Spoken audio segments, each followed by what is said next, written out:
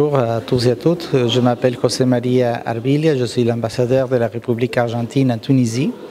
Je suis l'ancien directeur des négociations commerciales à notre ministère des Affaires étrangères en Argentine et c'est dans cette capacité que j'ai été invité pour participer à cette conférence. Oui, bon, évidemment, il y a plusieurs problèmes de différentes dimensions, c'est pour cela que des experts de différentes compétences se sont rassemblés ce jour parce qu'il y a des blocages, comme vous l'avez mentionné tout à l'heure, on dirait tout d'abord au niveau de l'économie, au niveau de la loi, au niveau aussi de le regard des personnes dans chaque famille, par exemple, ce sont des attitudes qu'il faut changer.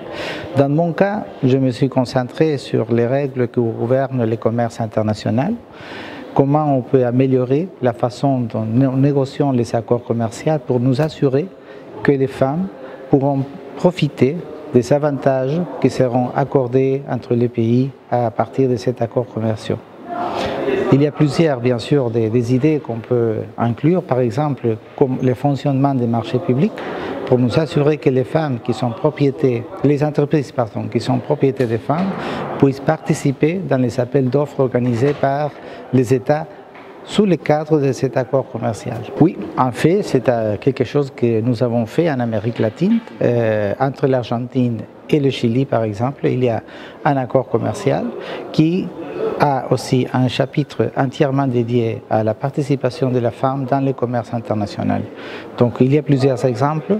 La législation au niveau de l'Europe aussi peut nous fournir des idées qu'on pourrait emprunter.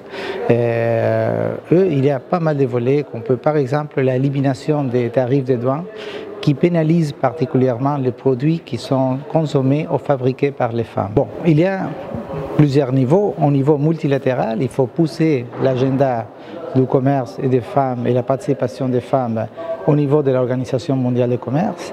Le deuxième pas, c'est s'assurer que lorsque nos pays, les pays de l'Afrique du Nord et les pays de l'Amérique latine négocient des accords commerciaux, s'assurer qu'on va inclure des dispositifs légaux qui nous permettront d'assurer la participation de la femme. Donc c'est ça, c'est on dirait réveiller, assurer l'attention des gens par rapport à ce sujet qui, bon, c'était l'objet de ma présentation aujourd'hui. Oui, exactement, parce que le but de cette conférence, c'est finalement de voir comment on peut améliorer les politiques publiques.